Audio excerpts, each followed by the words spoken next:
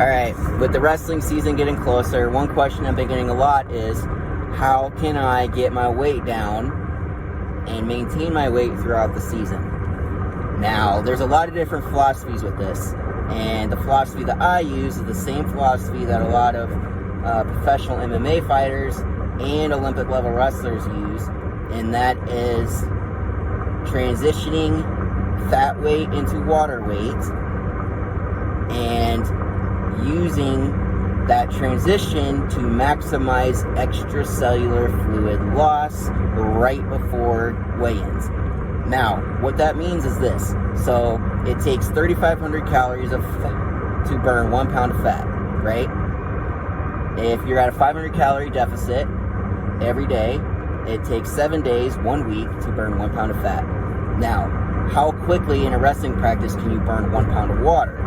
Probably in 30 minutes tops, right? So, let's say I weigh 150. As throughout the week you lose weight, fat weight, by the end of the week I might still weigh 150, but instead of weighing 150 with 10 pounds of fat weight, I weigh 150 with 10 pounds of water weight. So the next week, the following week, the day before weigh-ins, 12 to 16 hours before, I can lose that weight quickly in a single workout. Now, ideally, the night before weigh-ins, you don't want to be trying to lose any more than 5 to 8 pounds, because extracellular fluid, that's the fluid that is held outside of your cells, not the fluid that is held inside of your cells. So it's not life-required necessary fluids for survival.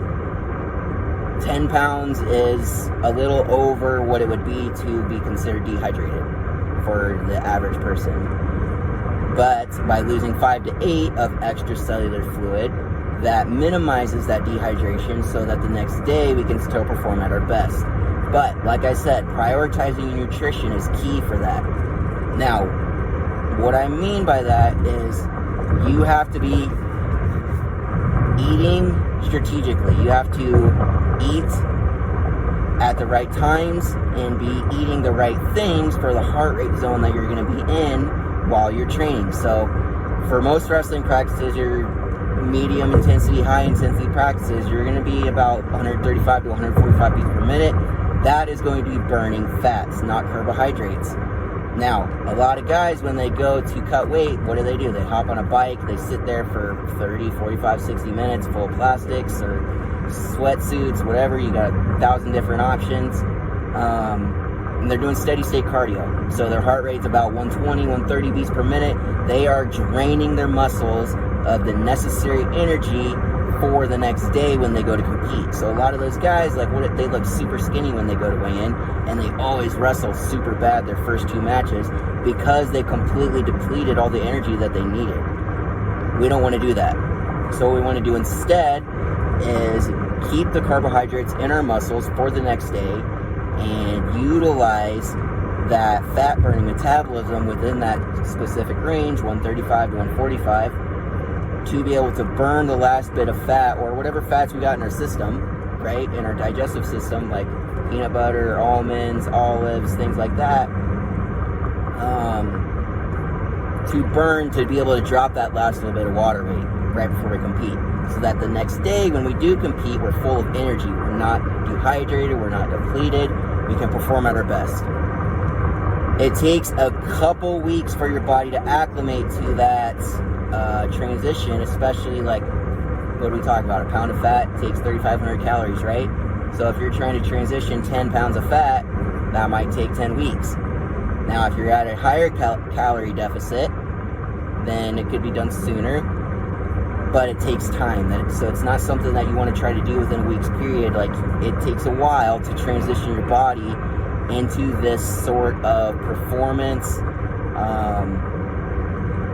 weight cutting sort of ability to where you can drop 5 to 8 pounds and the night before a weigh-in and still compete super well and perform the next day. So as you guys are going into the season, make sure that you are prioritizing what you eat. Make sure you're putting the right things into your body, but also stick with the plan, because the more you dive off the rails and go and do other things, the harder it is to catch up, to try to get to that point where your body can lose weight and then the next day still perform at a super high level. If you guys have any questions about weight cutting, or throwing some ideas at me about different things you've tried, let me know. Leave me a comment and let me know how I can help.